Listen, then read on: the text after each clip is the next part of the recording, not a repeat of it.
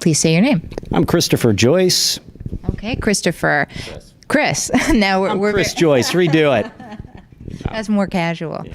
Okay, so Chris, you are here at the Disruptive Technologists event tonight at Microsoft. How did you hear about the event? Lauren reached out to me with Disrupt. So.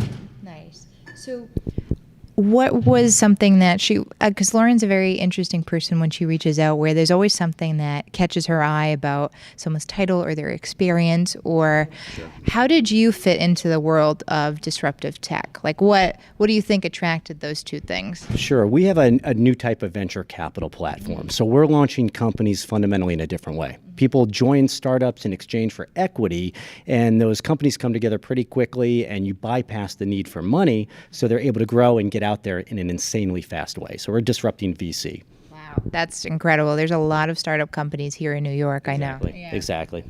What have you seen as far as, that's definitely a disruptive advancement. Sure. So in the startup industry, when it comes to, let's say, a startup is fundraising and they're at their seed levels and they need to reach out to a VC. So how do you make that process easier for a little guy that maybe just went through one round of fundraising and that needs to get that second tier to really get where they need to go? It all comes down to simplifying a story so an 8-year-old can understand it and repeat it.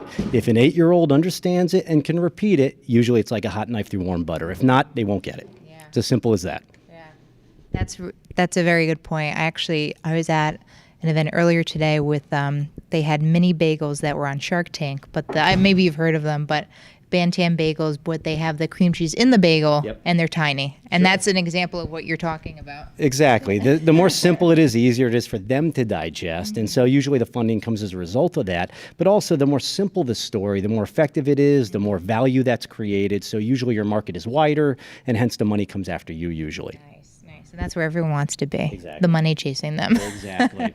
What have you seen in the startup community, and has there been kind of like a dark horse or something that surprised you?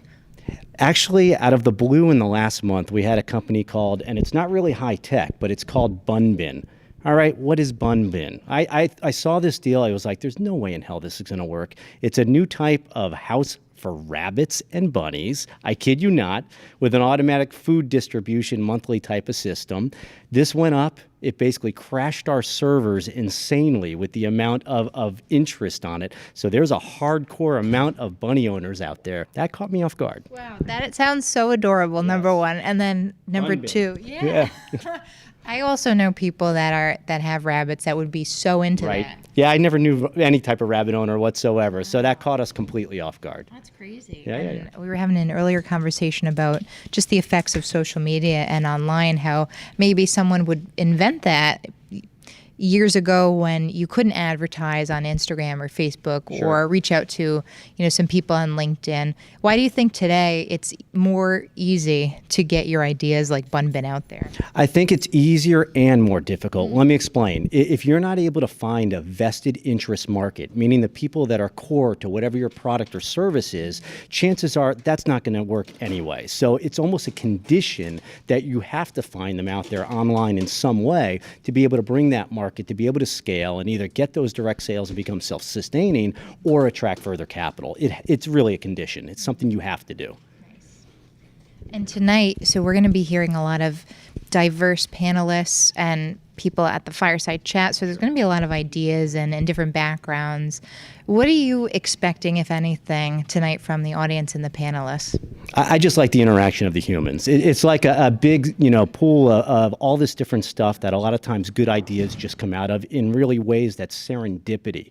We call them magic meetings. Maybe this is kind of a magic meeting. You get a certain amount of people in a room, you have a certain thing that you're kind of talking about, and you can't really see the end game, but good stuff comes from it, and that's really a neat thing. Well, that's very exciting. I hope this is a magic meeting too. So where can someone learn about what you're doing or get in touch with you? Sure. Our company is Gusher. You just go to gusher.co. We're pretty much everywhere. So we're easy to find. All right. Well, thank you so much. Enjoy the rest of the night. Thank you much.